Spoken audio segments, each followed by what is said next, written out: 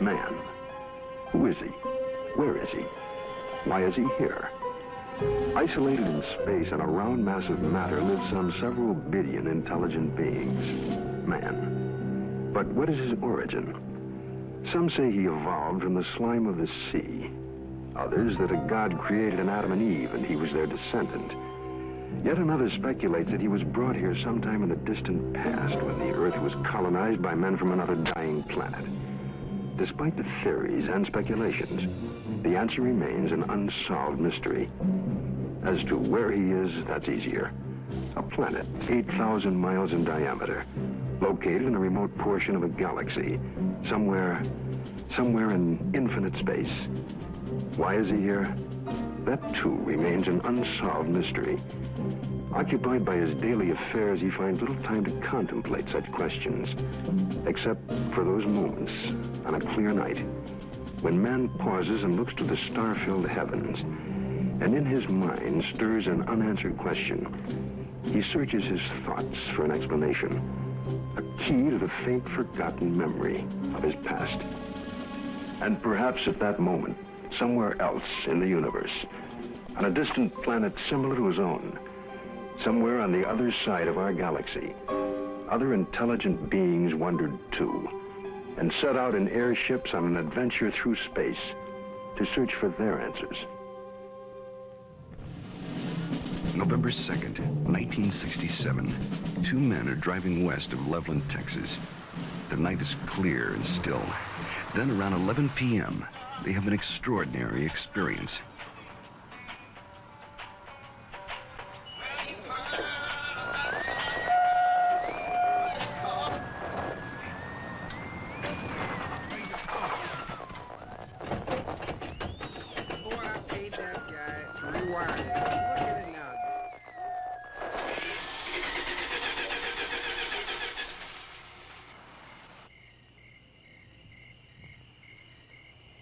Come on, let's get out and check it.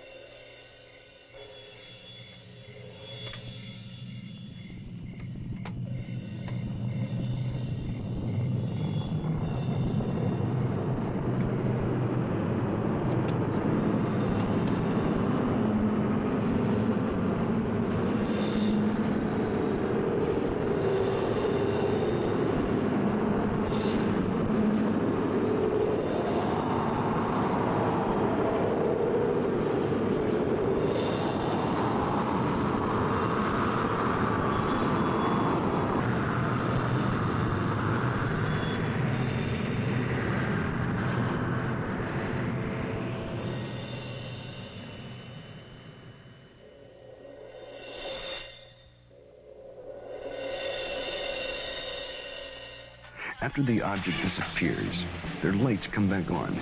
The engine restarts, and they hurry to notify the police.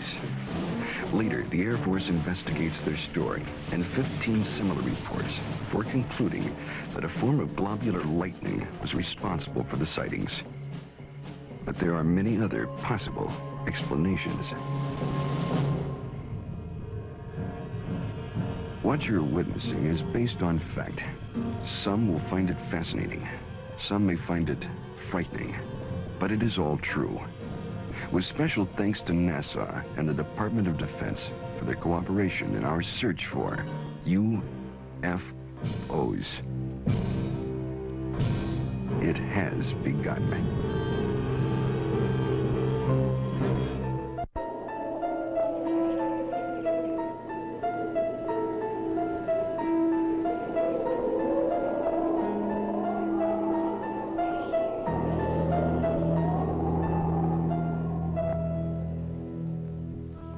The Old Testament, Ezekiel chapter 1.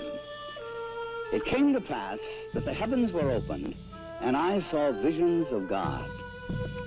Out of the midst thereof came the likeness of 4 living creatures. They had the likeness of man.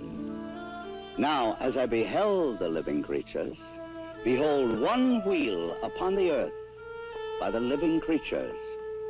The appearance of the wheels and their work was like unto the color beryl, and their appearance and their work was, as it were, a wheel in the middle of a wheel. And when they went upon their four sides, and they turned not when they went. As for their rings, they were so high, they were dreadful, and their rings were full of eyes, round about them four.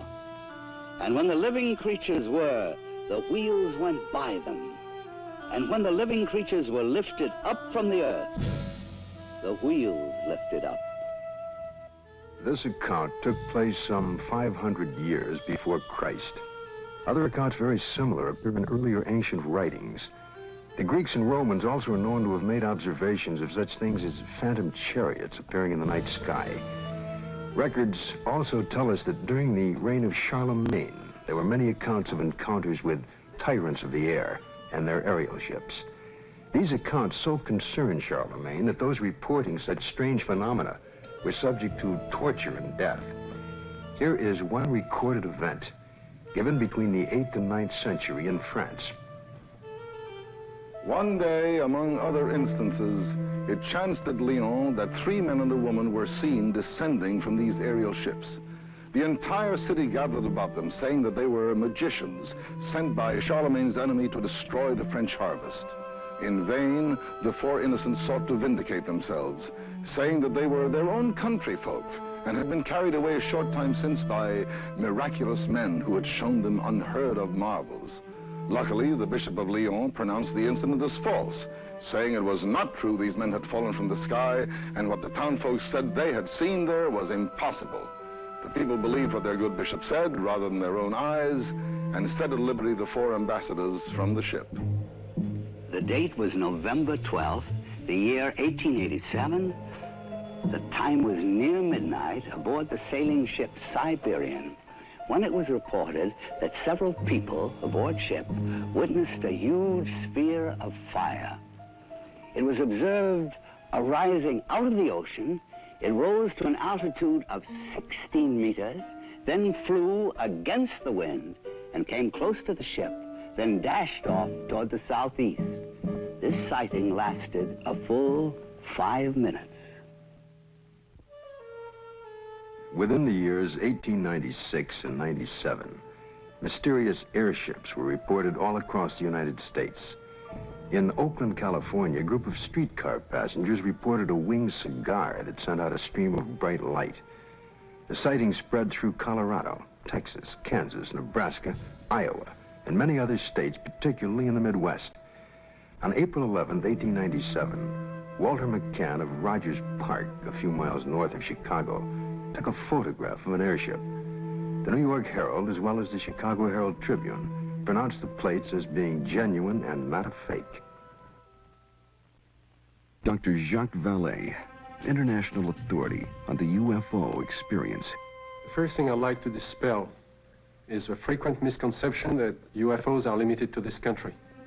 Very often people ask me, how come I never hear about UFOs in other parts of the world? How come we only hear about UFOs in America? Well, UFOs are not an American phenomenon. They are a worldwide phenomenon. That's one of their most dramatic characteristics. The first major wave of sightings, and sightings tend to come in very intense series over a couple of months, over a given region of the world. The first such major wave occurred over Scandinavia in 1946.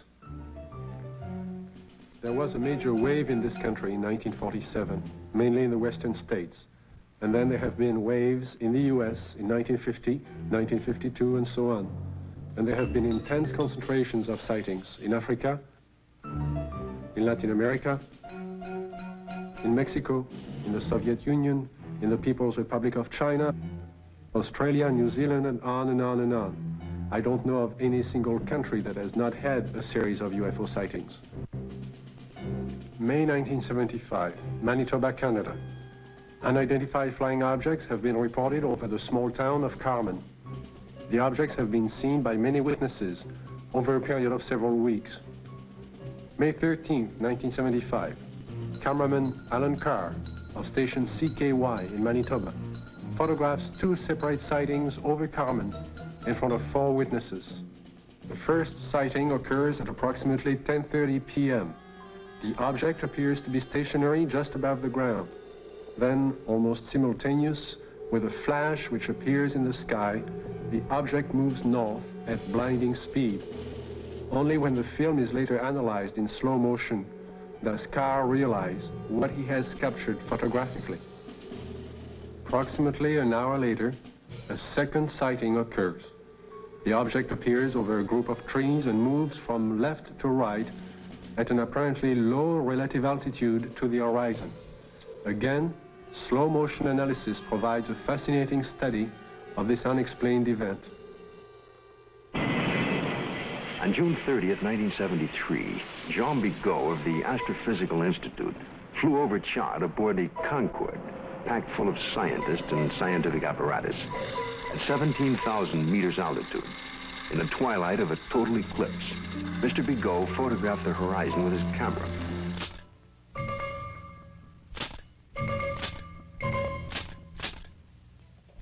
When the photo was enlarged, one of the slides showed what you're now seeing. If you look closely at this photograph, it resembles exactly what has been cited by many Americans during 1973 and 74. Although NASA takes no official position as to the UFO phenomena and their probable explanation, nevertheless, there remains on the record several unexplainable sightings by Gemini, Apollo, and Skylab astronauts. The first sighting occurred during Gemini 4 in June of 1965. Astronaut Jim McDivitt suddenly spotted a cylindrical object with arms and antenna. And when seen against the day sky, it appeared white or silvery. The object then appeared to be moving toward the craft. Suddenly, they lost sight of it. During the sighting, the astronauts were able to take these photographs and movie films of the UFO. Gemini 5, later that year, after 3 days and 5 hours into their mission, were contacted by Houston Control Center, advising the astronauts that Houston had picked up and was tracking another object, which was pacing Gemini across the entire United States. They estimated the UFO between 2,000 to 10,000 yards from the craft, and as large as the Gemini craft itself. Because of the limitations of viewing area aboard their capsule, no visual contact was made. Radar continued to track the object until they passed the Ascension Islands in the Atlantic. It then disappeared. Gemini 10 crew, Collins and Young, picked up objects traveling together in orbit. A positive identification has to date not been made. This photo was taken during the Gemini 11 flight on the 18th revolution, 27 hours and 47 minutes after liftoff. September 13th, 1966. This UFO was tracked visually and recorded on film by the crew and is truly considered unidentified by the photo interpretation experts at NASA. Perhaps the strongest and most spectacular of all the sightings took place aboard Apollo 11 on its way to the moon for the first moon landing. The ship was 1 day out, on July 16, 1969, when they spotted an unusual object. It had a sizable dimension to it. At first, the crew thought it was the Saturn IV booster rocket and called Houston for confirmation. Houston informed them the booster in question was some 6,000 miles away. The object remains unknown. During the Skylab 3 second manned flight, on the 23rd day of 1973, at sunrise, a series of 4 exposures were made by the crew of a visually sighted unidentified flying object, or satellite, as considered by the NASA Photo Interpretation Laboratory. The Skylab crew noticed a large star-shaped object, brighter than a planet or star. They watched it for about 10 minutes. They estimated its distance as from 30 to 50 nautical miles from Skylab. It, too, remains an unknown, despite North American air defense and NASA's attempt to identify it. Among the thousands of military men in recent times who lost their lives while in the service of their country, the circumstances surrounding Captain Mantell's death are indeed extraordinary. This experienced military pilot who'd flown in the invasion in Normandy and numerous missions over the Rhine under heavy attack would take with him to his death perhaps the closest glimpse of what was thought to be a UFO. The date is January the 7th, 1948. The time is 2 o'clock in the afternoon here at the Godman Air Force Base, just outside of Louisville, Kentucky. A Kentucky state policeman calls in to report what he has sighted. It's an unusual aircraft, circular in appearance, approximately 250 to 300 feet in diameter. I'd say it's moving westwardly at a pretty good clip. Any information? Negative. I will check with our commanding officer. Instructions were given to contact nearby Wright-Patterson Air Base to see if they had any experimental aircraft up in that area. Flight test. We have no experimental aircraft in the area. The reports still continued to come in from adjoining towns. At 1:45 p.m., it happens.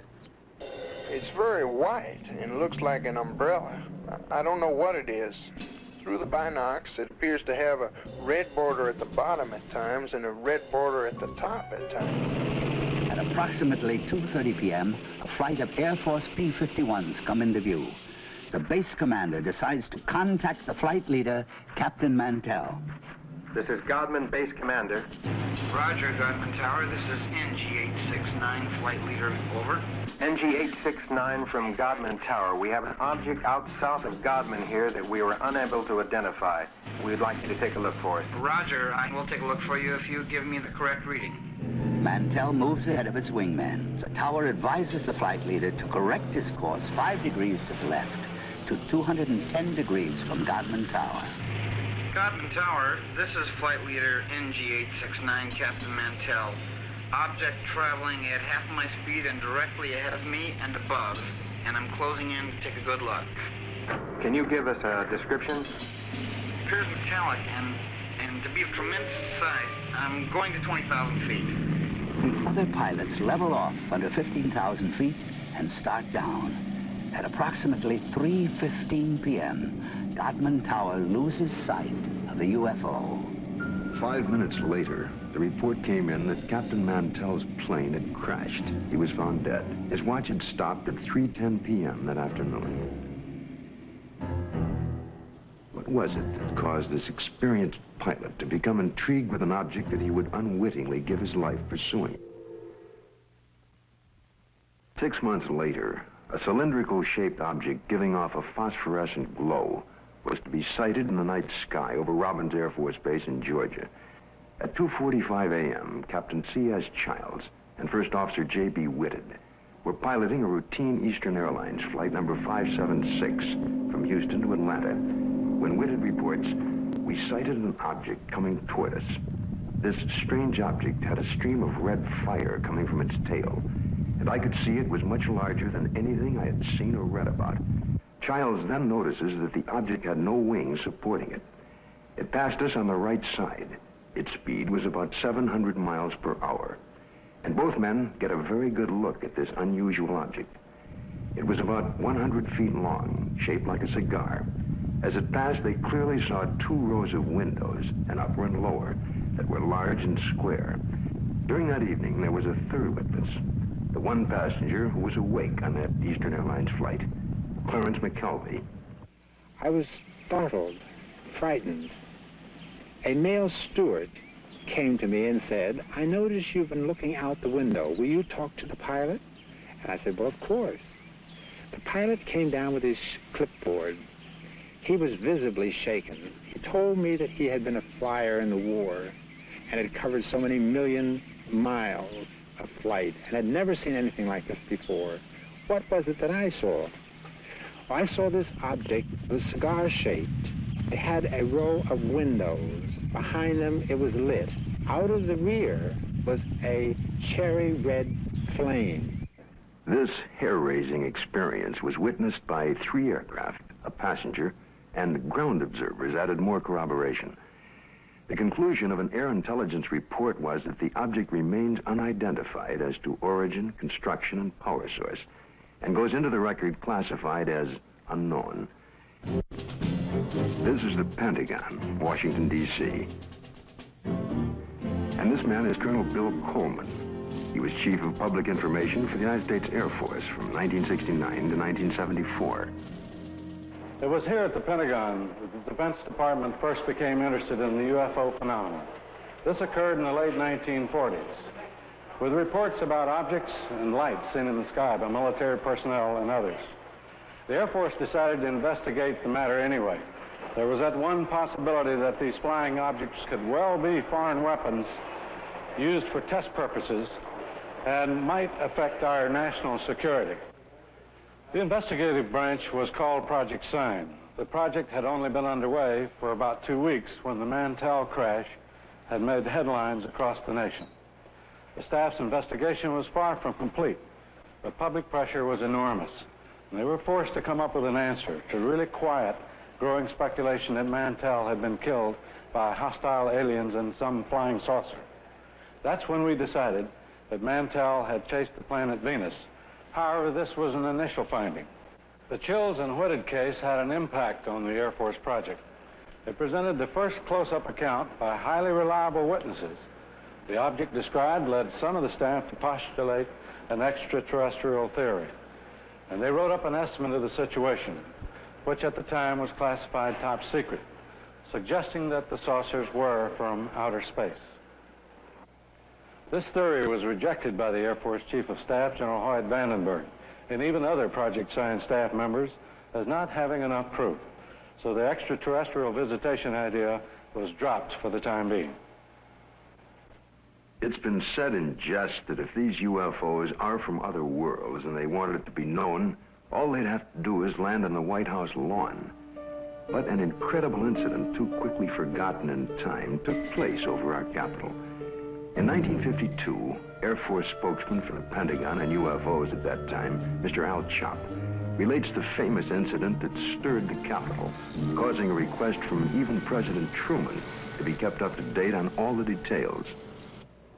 There were radar reports of unidentified flying objects over the nation's capital. We had 3 reports.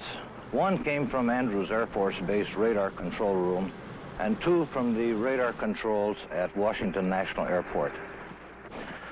The first sightings consisted of a number of unidentified targets picked up on radar. Then a call was placed from National to the Andrews Air Force Base flight controllers. They were apparently tracking the same targets. Then Andrews reported a visual observation of 3 objects that were apparently in the same position as those indicated by our radar sets. The targets stayed on radar until about 12:30 a.m. They moved slowly at first, about 100 to 200 miles per hour. Then one of the targets sped away at a fantastic rate of speed. It moved west from Andrews toward Riverdale. The estimated speed was 7,300 miles per hour. At this time, in the tower, we had about 7 targets on the radar scope. These unidentified objects were flying all over the city. They even violated the restricted air corridors here over the White House and over the Capitol building. The phenomena wasn't to subside. The following Saturday night, July 26th, a repeat performance unsettles the Capitol again. I was awakened the following Saturday night around midnight by a telephone call to my home in Virginia. It was the public information officer for the Federal Aviation Authority. He told me the air traffic control radars were again picking up a large number of UFOs over the Capitol area. First, they would follow a definite flight path, and then they would suddenly disappear. Others would come into view just as suddenly. I placed a phone call to the command post in the Pentagon, and I asked for an intercept. About 2:40 a.m., we got a radio call from a flight of F-94s, 2 aircraft in the flight. They also, at about that moment, appeared on our scope. And at that moment, a very frightening thing happened to us. All of our unknown traffic completely disappeared the moment those aircraft came on the scope. The flight leader called in and said, well, it doesn't look like we're going to do any good here, so we're going to go back to base. And at the very moment those aircraft disappeared, all of our unknown traffic appeared again on our scope. And again, it was a very frightening experience. We called Andrews Air Force Base, and they reported exactly the same thing happened to their scope. 10 a.m. on the morning after the sighting, General Landry, at the request of President Truman, called intelligence to find out what was happening over Washington. It was the largest and longest press conference held in the Pentagon since World War II. General Samford headed the conference and said that he was personally satisfied that the radar scope sightings were the result of temperature inversions, which are known and account for certain blips on radar. Although this was the conclusion of the Air Force investigations, interestingly enough, the actual report begins with this opening comment: a study of the various reports regarding the subject. Radar sightings do not allow a positive and final explanation to be made. The CIA now would enter the picture by convening a panel of top scientists to examine the UFO phenomena. The CIA's concern was that recent waves of sightings might constitute a threat to our national security.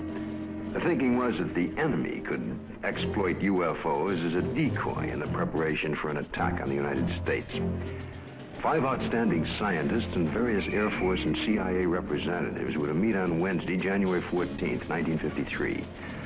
Among the panel members was one associate member who was destined to have more experience with the UFO phenomena than any other American scientist to date, Dr. J. Allan Hynek, astrophysicist and head of the astronomy department of Northwestern University. I was called into the meeting on Thursday. The panel members were seated around this table. It was a rather somber and impressive occasion, actually. I was a junior member, and I remember feeling considerably nervous and apprehensive about being in front of this powerhouse of scientists. But then for the past 4 years, I had been scientific advisor to the U.S. Air Force on this very problem. There were 2 films that were of particular interest to the panel at that time. One was a film taken by a Navy officer while on vacation in Utah, near Tremonton, Utah, and the other was a film taken in Great Falls, Montana, by the owner of the local baseball team. The Utah film had already been subjected to some 1,000 or so man-hours of analysis by the Navy's Photographic Interpretation Laboratory.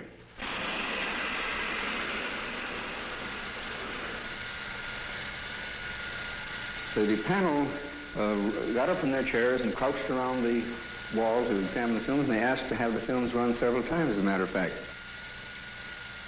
Now, the Navy had, on the basis of their detailed analysis of the Utah films, they had concluded that the objects shown in the films could not be birds, balloons, aircraft, and so forth, but indeed that they were self-luminous, unidentified objects.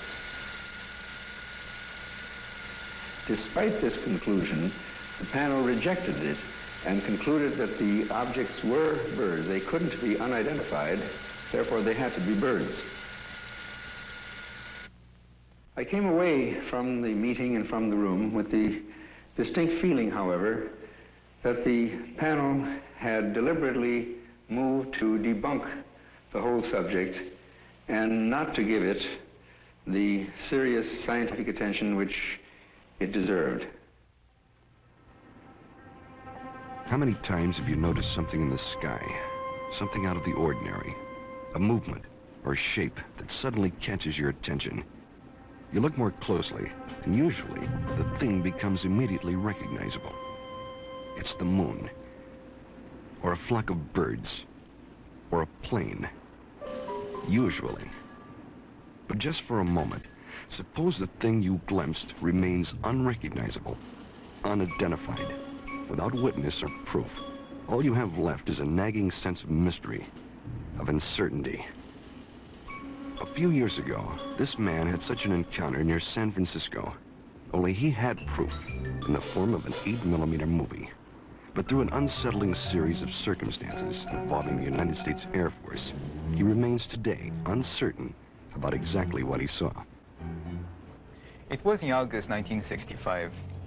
My family and I were invited to some friend's house near San Francisco. I remember it was a beautiful, clear day.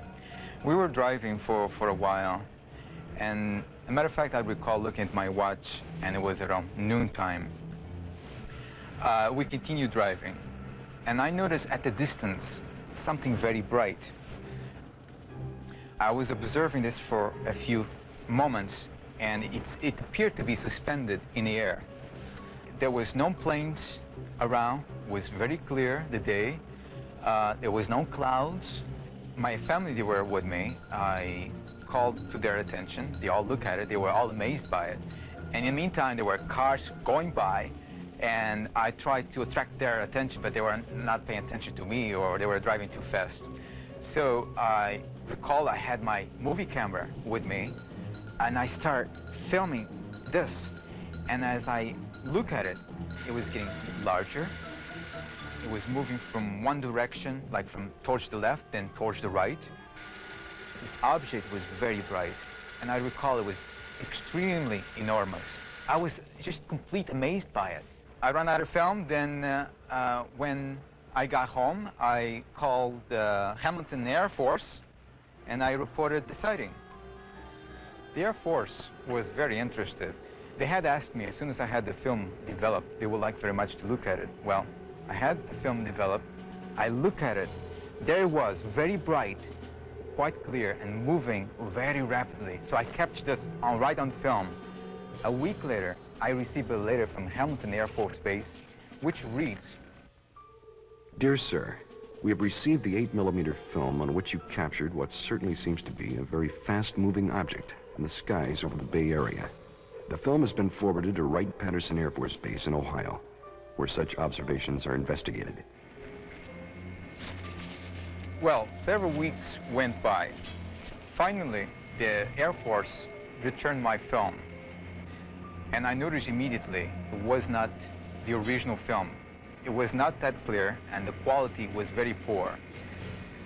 For some reason, or good reason, the Air Force decided to make a copy.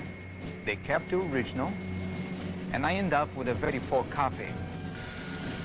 Close examination of the film returned to the Air Force reveals that it is, indeed, a print, and not the original. And while the print is very poor quality, we can still catch a tantalizing glimpse of something extraordinary in the skies over San Francisco. Watching it again, this time with the aid of a pointer, it's easier to spot the elusive thing. But to date, no one has been able to make a positive identification. No one except, possibly, the Air Force. I would imagine the film is somewhere in their files, and probably by now they forgot all about it. But I will not forget that day. The sighting itself had such profound influence in my life. Because since that time, powerful, extraordinary events has happened to me, which I have no doubt are direct result of my experience. But I can't talk about it publicly. It seems the CIA was to become involved in the UFO phenomena again, in a most unusual way. A series of episodes were to take place that, up until the airing of this program, were not public knowledge. The events were so bizarre that it's hard to conceive they happened to individuals associated with such no-nonsense organizations as the Office of Naval Intelligence and the CIA. This man is retired Lieutenant Colonel Robert Friend, U.S. Air Force, and former head of Project Blue Book. Friend, now on the management staff of Celesco Industries Incorporated, which builds and launches missiles for defense testing purposes. Friend now relates this most unusual experience. It was 1959 when I was invited to attend a briefing in the security portion of this building. It seems a retired Rear Admiral had information about a woman in Upper Maine that purported to have established contact with extraterrestrial beings. 2 naval intelligence officers were sent to investigate. The naval officers met with the woman, and she went into a trance, supposedly to establish contact with the purported extraterrestrials. And then they asked her scientific and technical questions that a woman of her education could not possibly know the answers to. Yet, as the questions were put to her, she was able to answer easily, with seeming telepathic help from these purported extraterrestrials. According to the report, she indicated there was an organization, OEEV, which meant Universal Association of Planets, and that organization had a project, UNZA, meaning Earth, which was being conducted. Then an unexpected turn took place. One of the naval officers was informed by the woman that they, the extraterrestrials, were willing to answer questions directly through him, a naval commander and intelligence officer with no prior experience in telepathic communication. He took over and attempted to write down the answers to questions put to him by his fellow naval officer. The word traveled back quickly to Washington officials and the very skeptical CIA. Nevertheless, there was no reason to totally disbelieve the report of this highly respected Navy commander. Questions were put to him, such as, do you favor the government, religious group, or race? And would there be a third world war? The answer to both was no. The group then asked if they could see a spaceship, and the commander, still in a trance, told them to go to the window and they would have proof. The group moved to the window where they supposedly observed a UFO. I was told that a call was made for radar confirmation. The reply came back that that particular quadrant of the area was blanked out on radar at the time. After being briefed on all of the details, I asked the commander if he would attempt to contact me. He sat for several minutes and then appeared in a deep trance with his Adam's apple moving up and down rapidly. Questions were put to him, and he answered them by printing in rather large letters using rapid but jerky motions. It wasn't at all like his natural hand. During the course of the questioning, we learned the names of some of the so-called extraterrestrials. One was Krill, C-R-L-L-L. Another, Alomar, A-L-O-M-A-R. And another, Affa, A-F-F-A,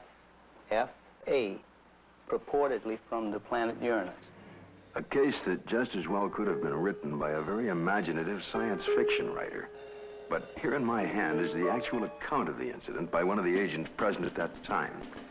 The names of 7 men present are listed here. Because of the unusual nature of the incident and at their request, their names will remain confidential.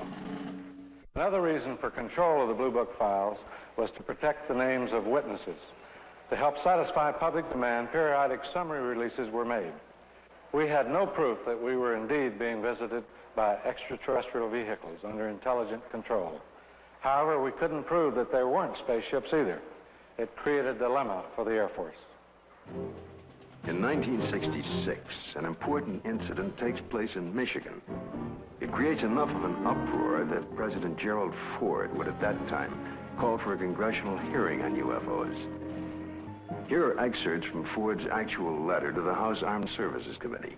The Air Force sent a consultant, Dr. J. Allan Hynek, to investigate various reports, and he dismissed all of them as products of college student pranks, or swamp gas, or an impression created by the rising crescent moon and the planet Venus. I do not agree that all of these reports can be or should be so easily explained away. I am proposing that the Science and Astronautics Committee, or the Armed Services Committee of the House, schedule hearings on the subject of UFOs and invite testimony from both the executive branch of government and some persons who claim to have seen UFOs. I think we owe it to the people to establish credibility regarding UFOs. Sincerely, Gerald R. Ford, Member of Congress. Congress acts on Ford's letter and holds an open hearing under the chairmanship of L. Mendel Rivers of the House Armed Services Committee. Only 3 persons are invited to testify. The Secretary of the Air Force, Dr. J. Allan Hynek, and Project Blue Book head at the time, Colonel Hector Quintanilla. Hector Quintanilla relates the events and reports of the unusual sighting that led up to the congressional hearing. And the other one here at Dexter. Based upon the original reports from the Sheriff's Department, it all began at 8:35 p.m. on March 20th, when Frank Manor, who used to live over there, reported to the Sheriff's office that he had seen a strange object in the swamp over there. According to the police report, the police officer, in company with the complainant, proceeded along Territorial Road until they reached Bryant Road, at which time they turned left, proceeded to the end of the road, secured their vehicle, got out of the automobile, proceeded along the cornfield, keeping the trees lined to their left. Then they crossed an open field to the creek. They crossed the creek and reached this point, which was their vantage point, and observed the object. Frank Manor described the object as brown in color, quilted, with a porthole in the center, sort of flat on the bottom, cone-shaped towards the top. Two small lights, one at each end, one glowing bluish green, the other one a brilliant red, with a glow at the bottom. Well, of course, by the time I arrived, the situation was so charged with emotion that it was impossible for me to do any really serious investigating. I had to fight my way through reporters to interview the witnesses. Other sightings were reported over the area, and a solution from Dr. Hynek and Major Quintanilla seemed in the offing. Well, the pressure was mounting for an official explanation. There were more than 60 newsmen jammed in at that news conference. I gave what I thought to be at that time the only scientific explanation possible for the faint lights in the swampy area. I made the statement that it could be swamp gas, and even though I went on to emphasize that I couldn't prove it in a court of law, that was the full explanation for these sightings. Well, the press picked up the phrase, swamp gas, and rushed off to the telephones, and I was to come into a great deal of criticism over it. What was the outcome of that congressional hearing? I believe the Air Force presented its side quite openly and completely. It seemed to satisfy the members of the committee. Now a remarkable observation is to be recorded. If the facts are correct, the Air Force must now consider the possibility of beings related to UFOs. It happened in Socorro, New Mexico, here just outside of this quiet desert town. A state highway patrol officer, Lonnie Zamora, was on duty, as he had been for the past several years. A black Chevrolet was observed, speeding by the courthouse. Zamora put his highway patrol car into pursuit. Lonnie chased the car north on US 85. As he passed this hilly area, Zamora heard a roar and something caught his attention. 10 or 15 seconds pass. Lonnie then calls in to the sheriff's office. The time was about 5:45, I recall, and he said, Socorro 2, 1044, an accident. And then he said, I'll be 10-6 out of the car, which meant that I was going to be investigating a possible accident. And I went up this road about a half a mile, and then I stopped my car and I got out and looked out, and I could see a white looking object in the distance. I thought it was an overturned car at first, but I got into my patrol car and went up closer to it. And when I started to get out of the car, I heard a big roar. As I got to it, I could see a couple of, looked like a couple of coveralls hanging from a clothesline. I couldn't see what it was, but it looked like a couple of coveralls. Zamora called in. He sounded very excited. He said he watched an object lift up slowly and disappeared into the sky very fast. I went down to where the object had been, and I noticed that brush was burning in several places. The object had left 4 perpendicular impressions on the ground. I noticed that several bushes were smoldering, but they felt cold to the touch.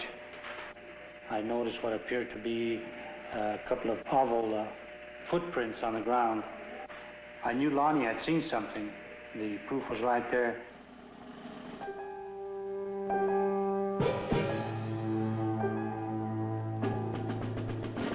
The incident was very interesting, to say the least. It seems to differ from practically all the earlier cases we investigated from one standpoint. The vehicle had left pod marks. There was an insignia observed by Lonnie Zamora on the side of the craft. The insignia was unidentifiable, not American nor Russian. And last of all, the observation of these 2 people in some sort of suit. But what did the investigation turn up? What was the official Air Force estimation of the situation? We went over the case completely. We had soil samples tested at the Air Materials Laboratory. The burnt bushes were analyzed for propellant residue. We measured the distances between the pod marks. My first reaction was that it was a lunar test module from NASA or the Air Force. That seemed to be the only logical explanation. This was probably the best documented case in the Air Force files, and I checked it out everywhere, all the way up to the top, even to the White House command post, and nothing.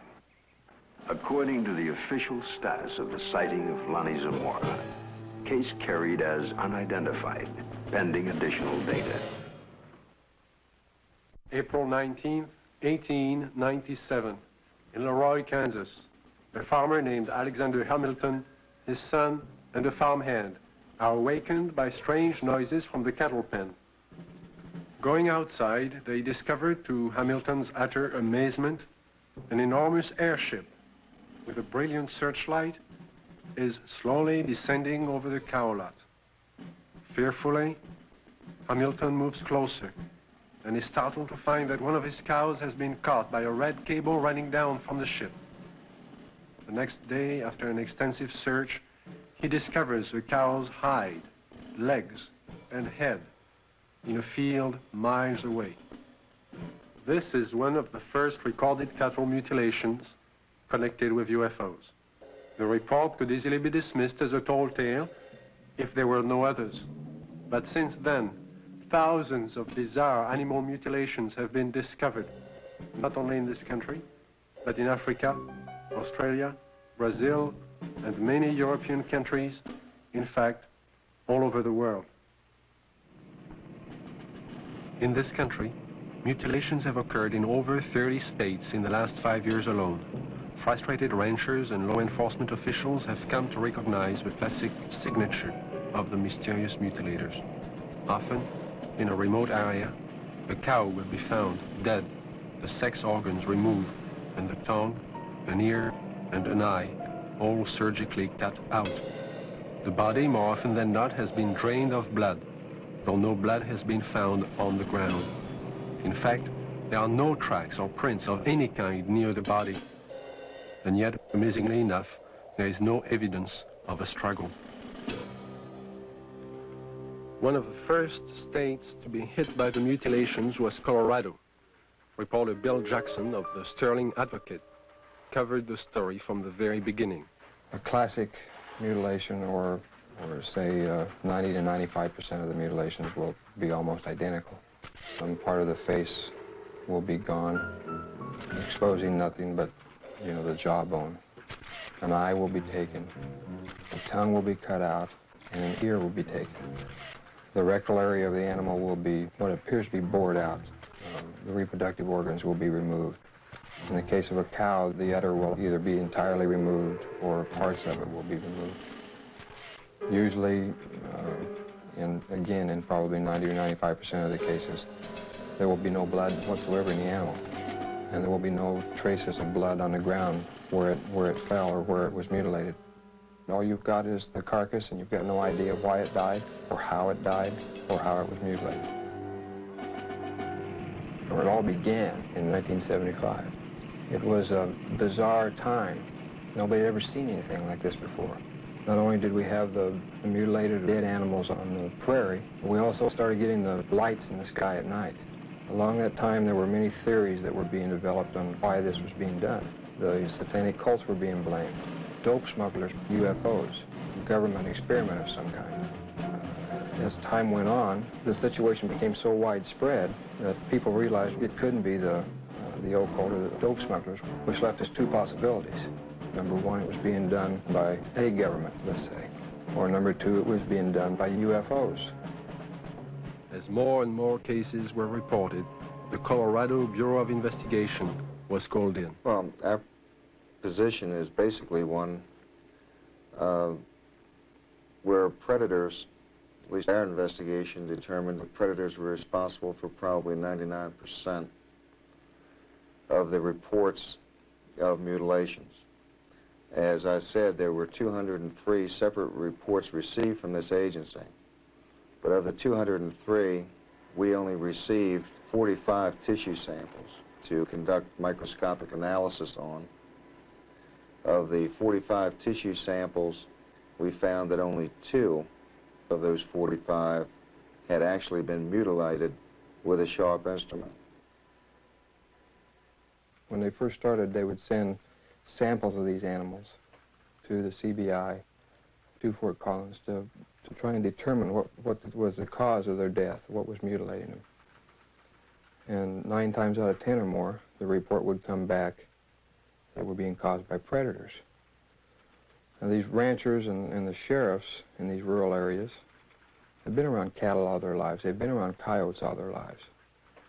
And they knew that this just wasn't possible.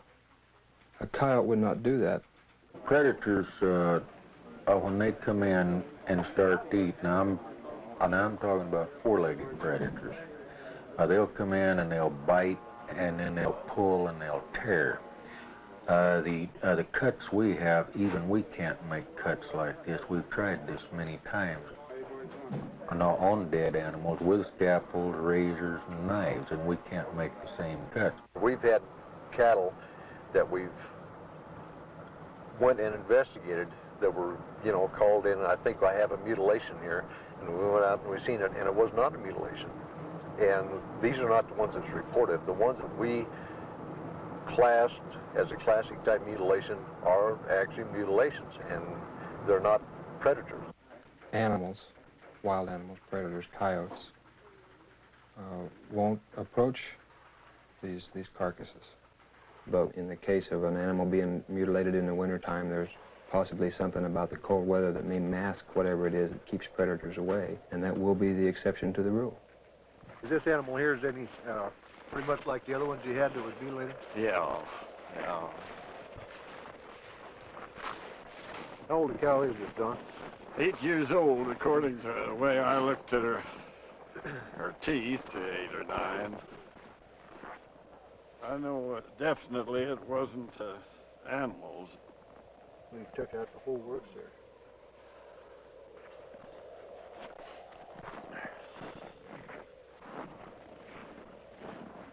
Don, now on this critter here, how this looks like a real incised wound. Yeah. Well, it looks, it's definitely cut. Oh, yes. And everything, you can tell that. I mean, even at the age that it is right now, that's opposed to the way it is to where the animals have been to it on this other side over here. Kind of notice there, the difference there, Don, between here and how animals have been to that, and that flesh is torn. Yeah. And it's not a real incise, but yet when we seen this animal the other day, now these were all incise, good clean cuts on it. Definitely.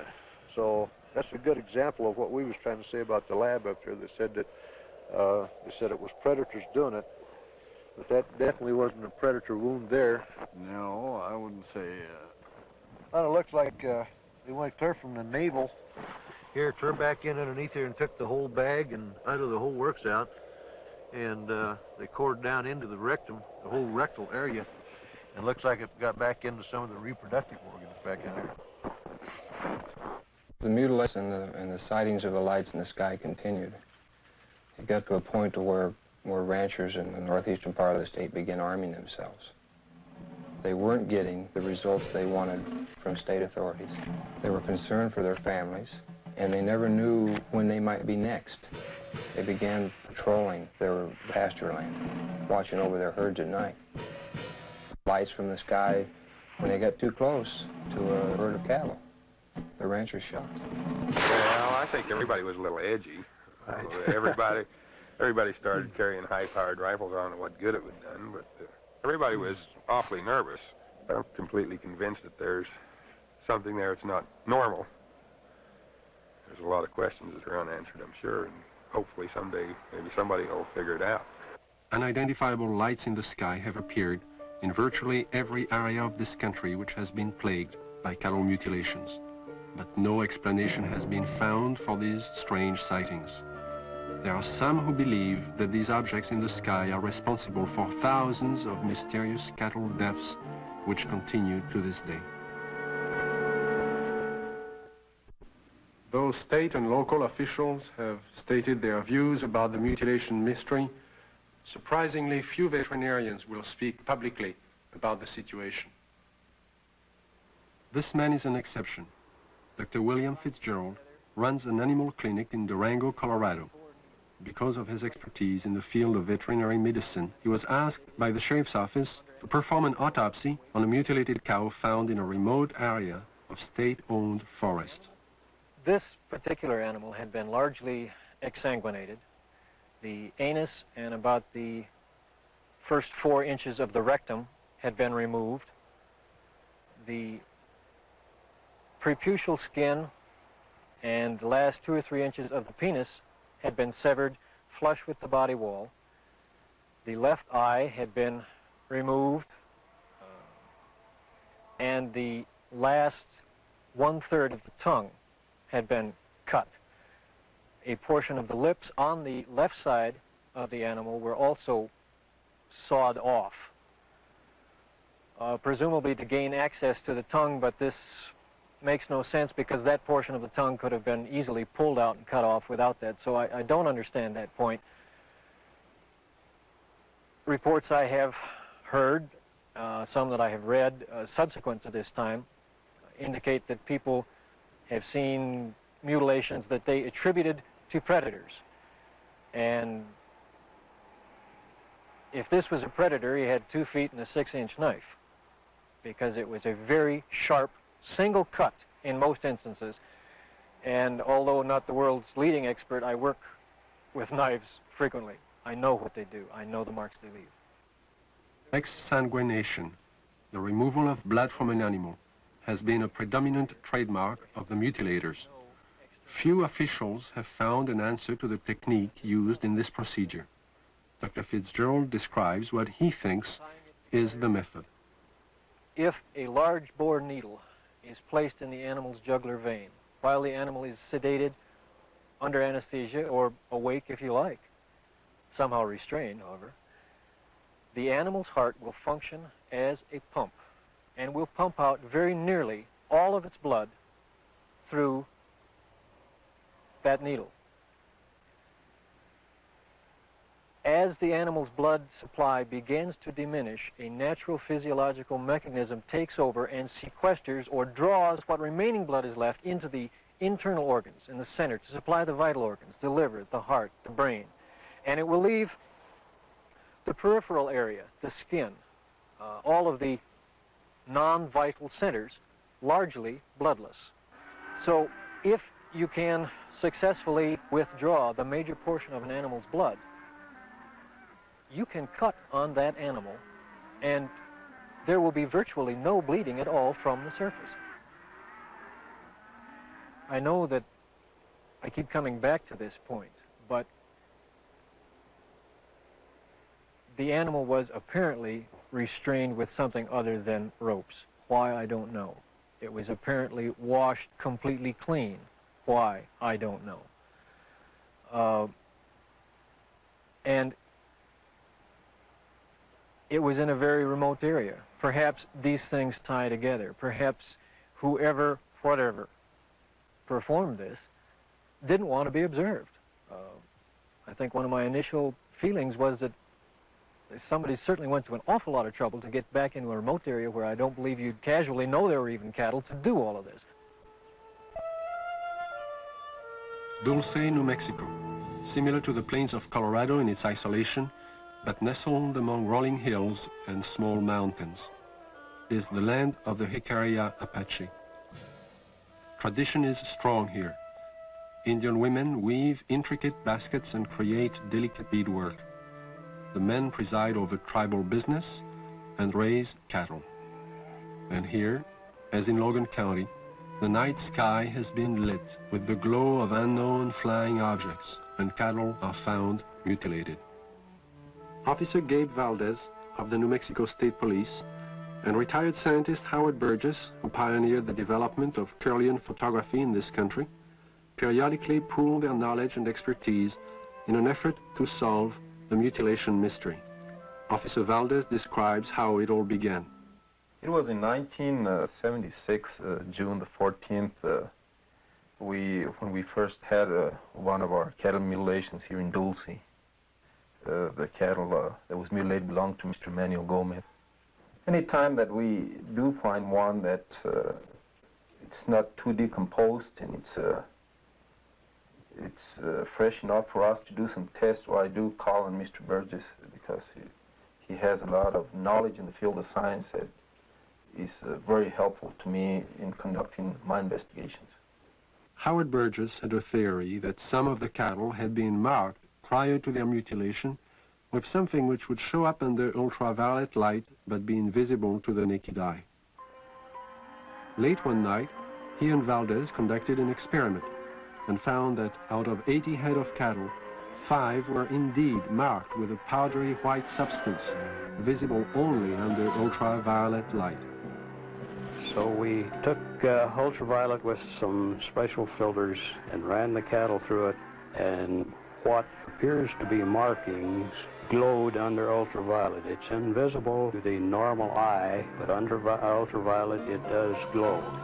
Then we removed the hair from the region that does glow, and we removed a control sample. We took these to the lab and had chemical checks run on them. We did find that the sample that did glow is extremely high in potassium and magnesium. At the time, this was interesting, but it didn't mean much to us until we ran on to other things that began to tie in with it. The tie-in came on June 3rd, 1978, when a UFO was sighted over Taos, New Mexico. As it hovered over the town, it dropped a thin film of ashes onto the ground below. The ashes contained high levels of magnesium and potassium, the same elements found on the cattle under ultraviolet light, but there was more. We find there's at least 25 elements in there. There's a good possibility that it may be something that's organic. And if it is, this just opens up a real bag of worms, because anything can happen if this is an organic material that has come from one of these crafts. And this, as the people told us, directly fell from the craft that was hovering over the area. One day in 1975, Logan County Sheriff Tex Graves took his deputies into the countryside around Serling, Colorado, determined to track the bright lights which had been skimming across the ranches and farmlands for the last several weeks. Reporter Bill Jackson describes the sequence of events. We were just getting started in this. We really didn't know what we were doing. We weren't prepared for anything like this, of course. But as time went on, we realized we couldn't catch them, so maybe we can take pictures of them and discover something that way. A year and a half later, the lights returned, and the mutilations were still going on. So we arranged with the Honeywell people in Denver to borrow a 1100 millimeter Lentar lens from them, and got some high-speed recording film from Kodak. And then we sat and we waited, hoping that the lights would come back and we'd have a chance, and finally that chance came. It was a stationary object that we saw for approximately 30 to 45 minutes, and the resulting shots were interesting, to say the least.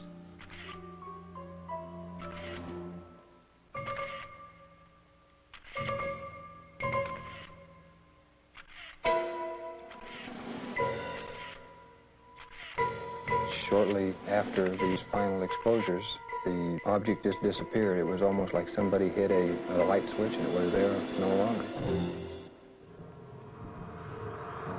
What are these unidentifiable lights? What is their nature and their purpose? Why have they appeared in the night skies immediately prior to the discovery of mutilated cattle? And how many more animals will die before the mystery is solved?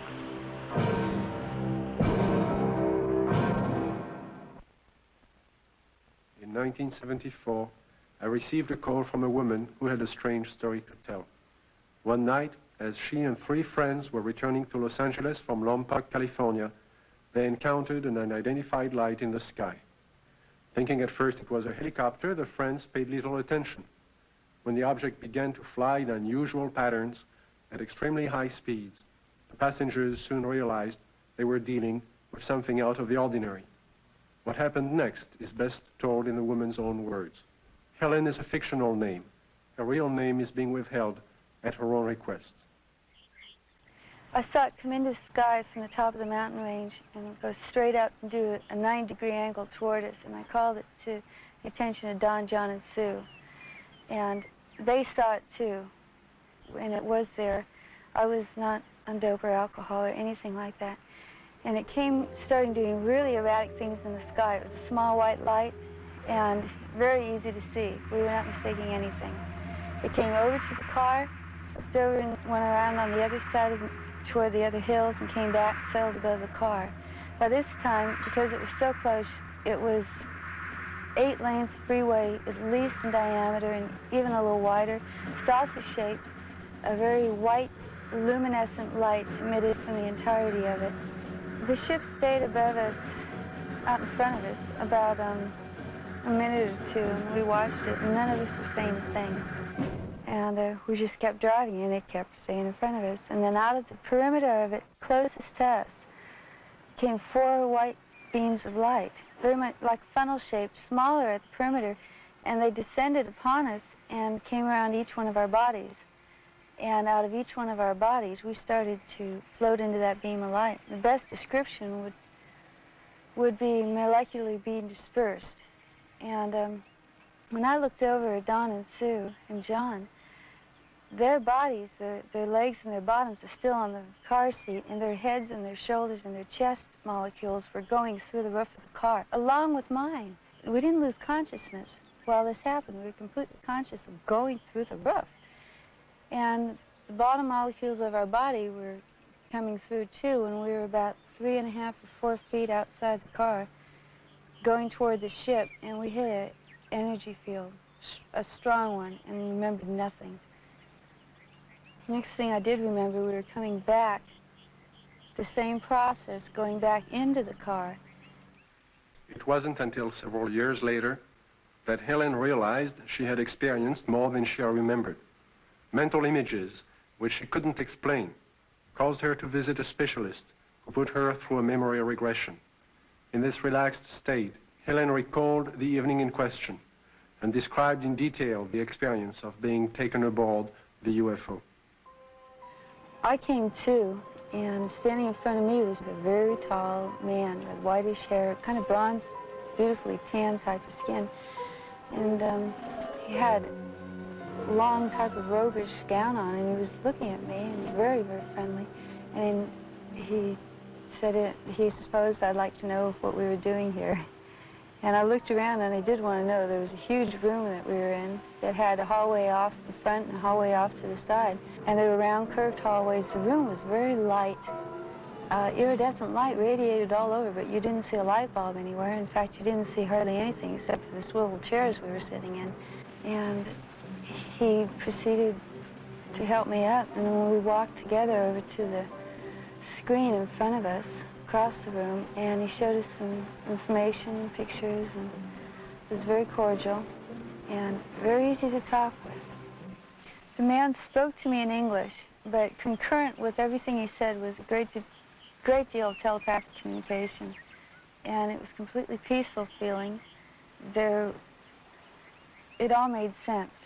He showed us a screen with many images on it that clarified some of the things he was saying. He also said that he'd been around with the other people there for thousands of years, and that they had been picking up people and giving information to people for the use of putting it into this world, into this society, to bring about a lot of better changes. And the interesting thing was that there are some people, he indicated, who we know and read about, who were given information by him. This is what he told me. And there was no fear. That's predominant, I think, in everything. From this large room where we first came on, the man led me down into a couple other rooms. And the one that's very interesting was more or less in the center of this ship, and it was a room full of dials and full of men dressed in more form-fitting clothes, whereas the one who met me had a type of ambassadorial robes on. And these guys had more like turtlenecks and Levi's. They were still white, soft, iridescent, and very comfortable looking. And they were working. There was plenty of dials, and there was lots of screens, types of scopes there, and they were doing things very involved. None of them paid any attention to us. They kept their work. After he had taken me to these rooms, we were walking again down the hall to go back to the car. And while we were walking, I remember telling him, you know, nobody's going to believe me. And he said, it's really nice to talk to her, and he goes, it doesn't matter if anybody believes you. And there was a purpose to being told these things, and what I had learned and what John and Sue had learned too had its purpose. And he was very kind and very cordial. You could meet him on the street almost and not even feel anything unusual. And then we came back to the room, and we were put back in the car the same way as we were taken out. And we just this tremendous sense of peace, and that there was a lot more going on than we had originally thought. In December of 1969, amidst great public controversy, the Condon report from the University of Colorado was finally out. In summary, they found no evidence that UFOs were a threat to the national security, and the late Dr. Condon recommended that the Air Force terminate its involvement in UFO investigations and analysis. In 1969, the Air Force officially disbanded Project Blue Book and the study of the UFO phenomenon. Conclusions of Project Blue Book were: 1, no UFO reported, investigated, and evaluated by the Air Force has ever given any indication of threat to our national security. 2, there is no evidence submitted that sightings categorized as unidentified represent technological developments or principles beyond the range of present-day scientific knowledge. And 3, there is no evidence indicating that these unidentified objects are extraterrestrial. The files of over 12,000 cases were placed into storage. But the ubiquitous UFO wasn't to be influenced by this government position. Incidents were to continue, with daily reports of flying objects finding their way into the news media.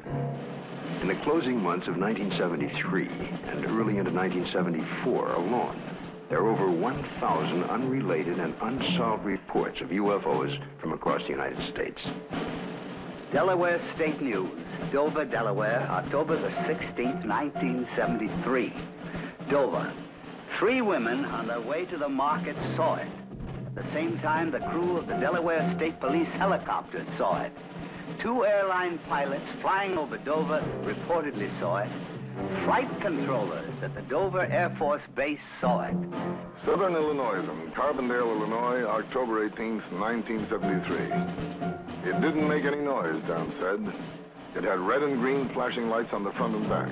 Times Dispatch, Richmond, Virginia, October the 19th, 1973. It was hovering, and we parked there on U.S. Route 15 about 2 hours and watched it. Walla Walla, Washington, January 30th, 1974. Guards of the Washington State Penitentiary have spotted what appears to be the same UFO 2 mornings in a row from their tower positions at the prison. Scranton Tribune, Scranton, Pennsylvania, February the 25th, 1974. Police spot flying object. State's UFO reports are increasing. October 21st, 1978, Bass Strait, Tasmania. A pilot named Frederick Valentich disappears after reporting a strange craft hovering above him. December 12, 1978, La Chapelle, France. A 45-year-old worker riding home observes an oval object. Together with another witness, he sees the craft hover above them. December 12, 1978, Guadalajara, Mexico. 2 luminous saucer-shaped objects are reported by residents, then by a police officer. December 16, 1978, Palermo, Italy. A bank clerk spots a disc of light and alerts the police, who take several photographs. January 2nd, 1979, Wellington, New Zealand. A veteran pilot and a newsman film 7 objects. January 4th, 1979, Jerusalem. Police on duty see 3 mysterious objects at high altitude. January 5th, 1979, Johannesburg, South Africa.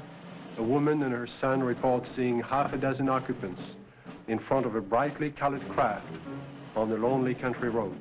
Ordinary people are seeing something all over the globe. But what have the experts seen? NORAD and the Air Force do have extremely sophisticated equipment, and by use of the phased array radar facility, surveillance is maintained on objects in space. But the system is only designed to track things like rockets, satellites, and man-made debris, objects with specific trajectories and which hold an orbital or flight velocity of approximately 4.8 nautical miles per second. This system is designed to discriminate between objects in space. For example, it will ignore a meteor entering the Earth's atmosphere, but will quickly spot a satellite as it begins re-entry. Objects can also be photographed with incredible precision by the electro-optical surveillance system, and it's very good at its job. However, it's not designed to photograph everything, just specific items and particular missions. The sky is so vast, it is virtually impossible to wait for, track, and photograph all unidentified phenomena. There is just not sufficient time or budget. So it is not really accurate to say that our sophisticated equipment and personnel are able to identify and examine any and all UFOs. On the contrary, they are programmed to study man-built machines, and only that. Among the many reports of UFOs in late 1973, one incident would stand out because of the credibility of the four witnesses.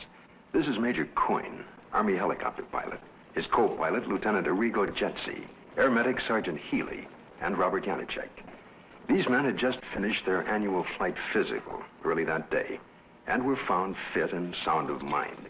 They would take off from Port Columbus Airport about 10:30 p.m. But what was about to follow, and the subsequent report they filed, would put to the test the credibility of these men. Approximately 8 miles east of Mansfield, our crew chief, Sergeant Robert Janacek, observed a red light on the east horizon. Did you gentlemen see the same red light? Yes, I did. Our helicopter was flying on a northerly heading. We were flying at an altitude of 2,500 feet. He indicated that the light seemed to be facing the helicopter, moving along in a parallel direction with our aircraft. Which direction from the helicopter was the object? It was to our right, to the right side of the helicopter, and it was moving with us as we were heading north towards Cleveland. And at this time, he indicated that the light changed its direction, was coming directly at the helicopter at the same altitude. And as the helicopter was maintaining a speed of 90 knots, the object came at a terrific speed from the horizon. We estimated 15 miles. Visibility was reported 15 miles that night. Did you gentlemen see the object at this time, after it had been pointed out by the sergeant? No, not at that time. I was flying left seat or co-pilot, and visibility from that seat from an object approaching from the right is rather limited. So I was having difficulty seeing the object. And it was for that reason that Major Coyne did take the aircraft or the controls from me. I grabbed the controls from Lieutenant Jetsy because I thought it was going to hit us. I braced for impact. With that, I pushed the collective down to get the helicopter to start to descend. I then looked at the altimeter. It was showing 1,700 feet, and we were descending 1,000 feet a minute. The helicopter began to descend, and as this object came at the helicopter, it seemed to descend with the helicopter. When the helicopter went down, the object came down, but it still came directly at our broadside, as if to hit the helicopter from the right side. Did anyone else see the object at this time? Yes, I was watching it come on out of the east horizon. And the only thing I felt was when the skipper took over the controls and we started to auto-rotate down, and I'd never been involved in a mid-air collision, so I was just watching this thing come at us. It was at this time a light came, swung 90 degrees from the UFO towards the helicopter, and it came in through the front of the plexiglass, and the entire cabin inside turned green from the light. It was a pyramid-shaped type of light that beamed down and came through the front of the helicopter. How long was your aircraft bathed in this beam? The light that came into the cockpit apparently lasted only for a few seconds, but it was enough time that I observed the red instrument panel lights utilized for night flying to be absorbed by the green light. Was it possible for you to determine the outline of this object against the star background? Yes, sir. It was a cigar-shaped object, like a symmetrical airfoil with a dome on it. It was a solid object. It was a metallic structure to it. and you could see lights reflecting off the structure, and you could not see any of the stars or behind the object itself. Well, while all this was going on, what was the attitude of the helicopter? Apparently, when we were supposed to be descending at 2,000 feet a minute at 100 knots, we were climbing at 1,000 feet a minute with the controls still established for a descent. And we went from 1,700 feet up to 3,500 feet and topped out at 3,800 feet. I would like to stress one important fact, and that is there is approximately 20 years of Army aviation experience between the 4 men on board the helicopter that night. We have been trained to follow procedures and regulations in reporting incidents, regardless of how they're accepted. And we tried to follow those procedures. And we reported the incident as it occurred and have avoided any speculation on the subject. While our government's official position is not to speculate on this subject, we can choose to let our minds explore other possibilities, to use our imaginations. For if we consider that astroscientists agree on one point, that the possibility of life elsewhere is not only quite probable, some feel it is there without a doubt. Let us suppose then that these objects are real space vehicles, extraterrestrial in origin, and not an illusion of the mind. Perhaps we can begin to accept such ideas as various reported UFO shapes and configurations by looking at our own aviation history. We have, in 71 years, devised dozens of aircraft shapes, from propeller-driven biplanes to lunar modules to date.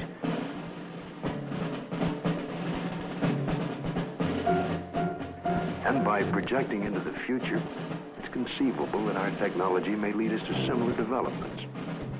As to the UFO's behavior, if they are space vehicles, they appear to have movement in advance of our understanding of what is possible in the 20th century.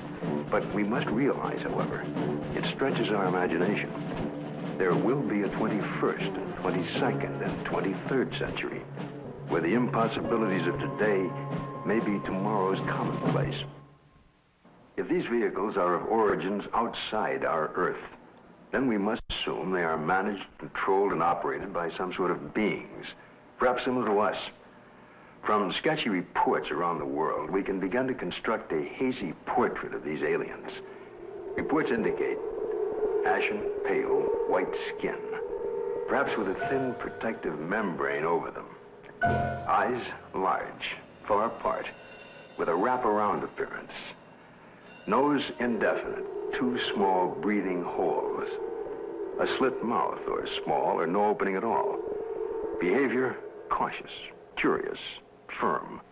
Ability to paralyze on touch. Sounds emitted. Humming. Oohs in a foreign language or some accent. Buzzing as if electronic from their head and chest. Wearing head protection or overall body protection. We just might not be scientific and technically sophisticated to the extent that's necessary in order to recognize what is the real evidence in this, in what we have collected. I think we should also think of other possible hypotheses. Suppose there are such things as interlocking universes, where forms of matter which don't mesh with ours except under strange conditions. To assume that we're on the level of intelligence that would of necessity be visiting us, if they have the ability to come here, there may be no common bridge of understanding. There may be attempts at communication and we don't recognize it as communication. We must always be aware of the fact that we may be testing the wrong hypothesis. As for instance, in the days when people talked about stones falling from heaven, that was testing the wrong hypothesis. Meteorites do exist. The phenomenon exists, but they're not stones that fall from heaven. They're stones that the Earth collides with when they're in orbit around the sun. It's arrogant, egocentric, egotistical for us to think that we are the highest intelligences in the universe. I think that's completely preposterous. As far as the extraterrestrial intelligence is concerned, I believe it's out there. We have not been able to come up with a logical explanation. At least our scientists have not. The only plausible explanation that would explain all of these sightings is the theory that these could be intelligently controlled vehicles controlled by an alien species, alien to this planet. How would the public react if this event were true? To find the answer, Dr. Leon Festinger of the New School for Social Research consulted a number of prominent social psychologists from several universities across the United States. You must realize that social scientists can only make educated guesses about reactions to such a new and startling event. But nevertheless, certain behavior can be predicted. Dr. Aronson of the University of Texas points out that many people already have strong beliefs about the existence or non-existence of extraterrestrial beings and are committed to these beliefs. Dr. Walser tells us that if these extraterrestrial beings were advanced beyond us, we would probably gain technological information from them, that many Americans may worry that their benefactor will demand something in return, constant gratitude or acknowledgement of their superiority. As far as panic is concerned, most of my associates agree that it wouldn't happen unless there were, one, an imminent danger with no escape or chance to protect oneself, and two, it resulted in loss of contact with family or primary groups. And last, there is also the question of longer-term effects. What would happen over many years?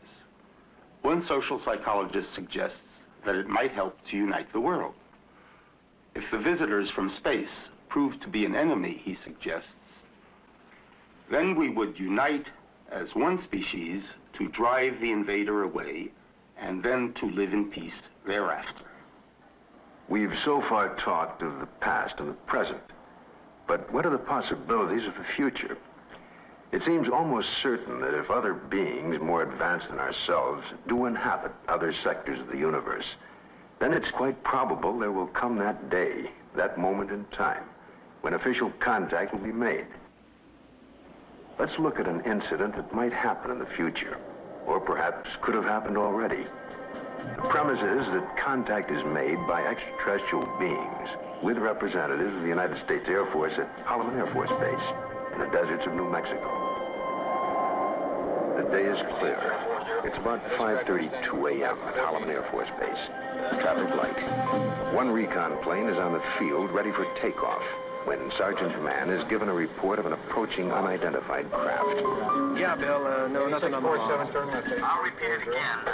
Unidentified approaching objects on coordinate 49er, 34 degrees southwest, following correct. Can I go northeast down with the Army helicopter? Probably a stray civilian, maybe. Keep me informed. I see him over there.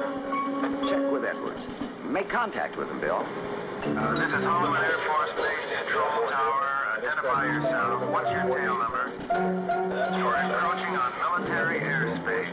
Warning, identify yourself. You're in a restricted military air corridor. Call the base commander. Base commander's office, Sergeant Whitmore speaking. Yes? Yes, hold on. Colonel, for you. This is Colonel Horner, yes? Yes, an unidentified vehicle. You warned the aircraft again? 142, turn left. What's its shape? Check Edwards. Civilian patrol? Okay, all right. It's down to red alert. Unidentified craft approaching. Hey, Bill, give me a quick check with Wright Patterson Intelligence. There may be an experimental craft from somewhere, I don't know, here. Alert the fire chief and security and safety.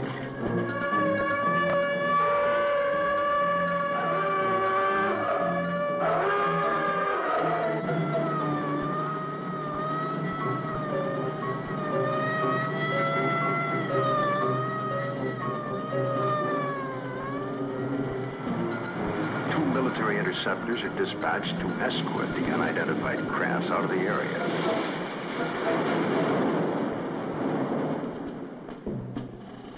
During a routine photographic mission, a tech sergeant and staff sergeant of the base photographic team were aboard a helicopter at the time and run off several feet of film of the three objects, one of which breaks away and begins a descent. A second high-speed camera crew on the ground runs off approximately 600 feet. The cameras continue to roll as the extraordinary vehicle comes into view. It hovers, almost silently, about 10 feet off the ground for nearly a minute and yaws like a ship at anchor, then sets down on 3 extension pads. Commander and 2 officers, along with 2 base Air Force scientists, arrive and wait apprehensively. A panel slides open on the side of the craft. Stepping forward, 1, then 2, and a third, what appear to be men dressed in tight-fitting jumpsuits, perhaps short by our standards, with an odd blue-gray complexion, eyes set far apart, a large pronounced nose. They wear a headpiece that resembles a rope-like design. The commander and the 2 scientists step forward to greet the visitors. Arrangements are made by some sort of communication, and the group quickly retires to an inner office in the King 1 area. Left behind stand a stunned group of military personnel. Who the visitors are, where they're from, and what they want is unknown.